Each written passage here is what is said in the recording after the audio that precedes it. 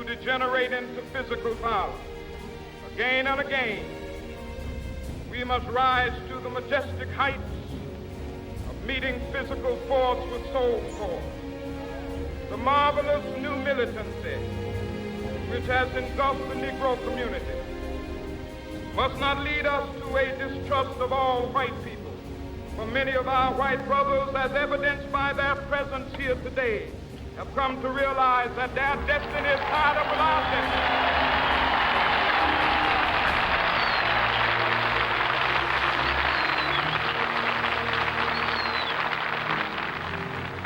They have come to realize that their freedom is inextricably bound to our freedom. We cannot walk alone. As we walk, we must make the pledge that we shall always march ahead. We cannot turn back. There are those who are asking the devotees of civil rights, when will you be satisfied? We can never be satisfied as long as the Negro is the victim of the unspeakable horrors of police brutality. We can never be satisfied as long as our body is heavy with the fatigue of travel, cannot gain lodging in the motels of the highways and the hotels of the city.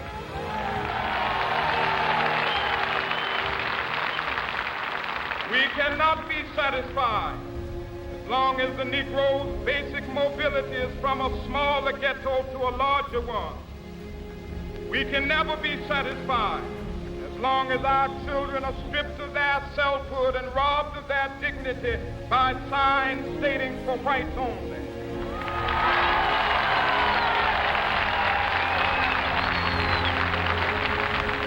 We cannot be satisfied as long as a Negro in Mississippi cannot vote and a Negro in New York believes he has nothing for which to vote.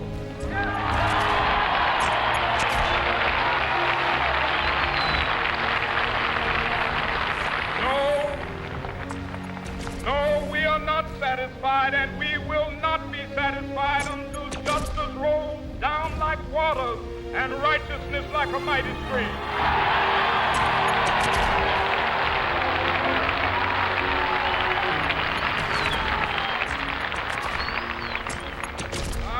Not unmindful that some of you have come here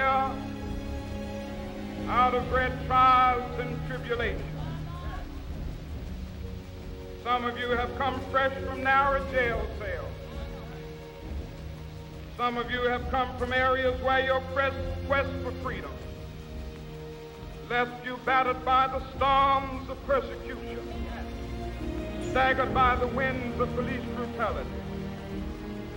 You have been the veterans of creative suffering. Continue to work with the faith that unearned suffering is redemptive.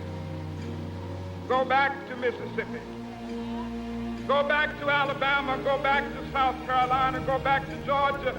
Go back to Louisiana. Go back to the slums and ghettos of our northern cities, knowing that somehow this situation can and will be changed. Let us not wallow in the valley of despair. I say to you today, my friend,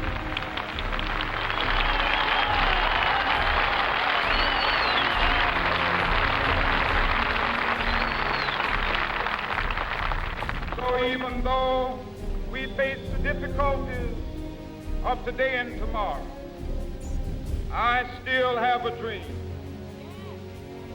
It is a dream deeply rooted in the American dream.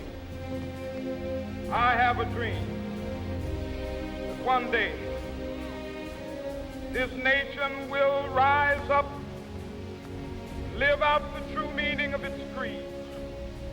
We hold these truths to be self-evident, that all men are created equal.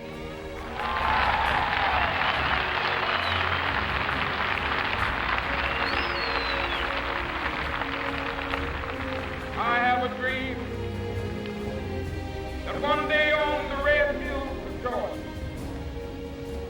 sons of former slaves and the sons of former slave owners will they be able to sit down together at the table of brotherhood. I have a dream that one day, even the state of Mississippi, a state sweltering with the heat of injustice, sweltering with the heat of oppression, be transformed into an oasis of freedom and justice. I have a dream. My 4 little children will one day live in a nation where they will not be judged by the color of their skin, but by the content of their character. I have a dream today.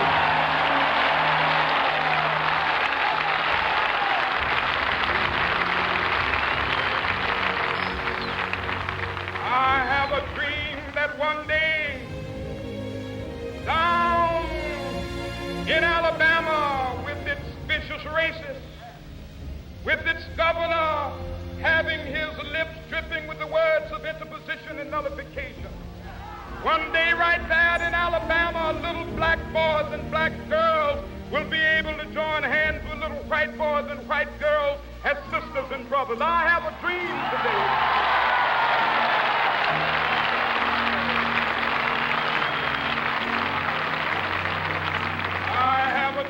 That one day every valley shall be exalted, every hill and mountain shall be made low, the rough places will be made plain, and the crooked places will be made straight, and the glory of the Lord shall be revealed, and all flesh shall see it together. This is our hope. This is the faith that I go back to the South with. With this faith, we will be able to hew out of the mountain of despair a stone of hope. With this faith, we will be able to transform the jangling discords of our nation into a beautiful symphony of brotherhood.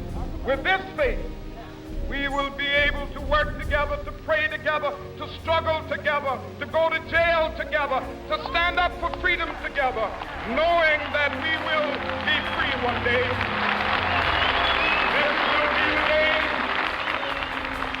This will be the day with all of God's children be able to sing with new meaning, my country tears of thee. Sweet land of liberty of thee I sing. Land where my fathers died, land of the pilgrim's pride. From every mountainside, let freedom ring. And if America is to be a great nation, this must become true. So let freedom ring. From the prodigious hilltops of New Hampshire, let freedom ring.